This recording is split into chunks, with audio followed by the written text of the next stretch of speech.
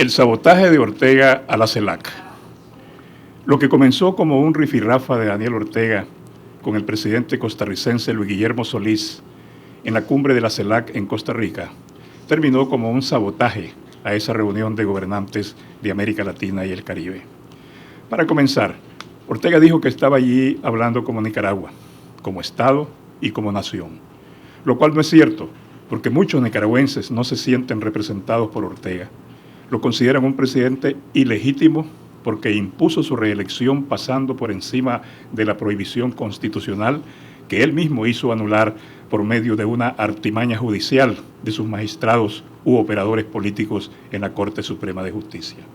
Además, las elecciones mediante las cuales Ortega impuso su segunda reelección y tercer periodo presidencial fueron cuestionadas por los organismos internacionales de observación electoral por falta de transparencia y denunciadas como fraudulentas por la oposición democrática de Nicaragua.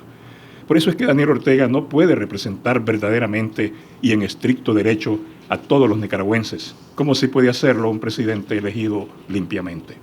Ortega solo representa a sus seguidores y a quienes son conscientes de su inconstitucionalidad, pero por conveniencia o por miedo lo reconocen como legítimo.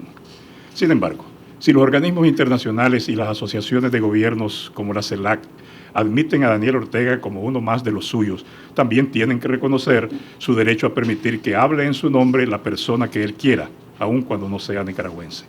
A lo que no tiene derecho es a dejar a esa persona al frente de su delegación y meterlo en reuniones en las que solo pueden participar los jefes de gobierno.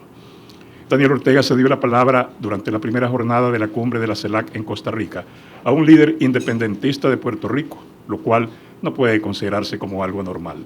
Lo mismo que hizo Ortega con el revolucionario puertorriqueño, pudo o debió hacerlo cualquier presidente democrático invitando a hablar en su nombre a un representante de la oposición de Venezuela. La asamblea de la CELAC era una magnífica oportunidad para denunciar al régimen chavista de Nicolás Maduro, demandar la libertad de los presos políticos y pedir a las democracias de América Latina que se pronuncien a favor de una salida pacífica y democrática de la crisis agónica del régimen bolivariano.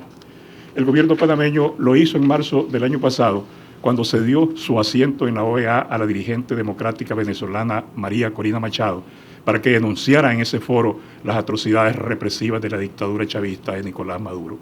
Y para mejor antecedente, en junio de 1979, el mismo Panamá cedió su tribuna en la OEA a un representante del Frente Sandinista para que denunciara a la dictadura de Anastasio Somoza Debayle, después de lo cual el organismo hemisférico resolvió exigir el reemplazo inmediato y definitivo del régimen somocista.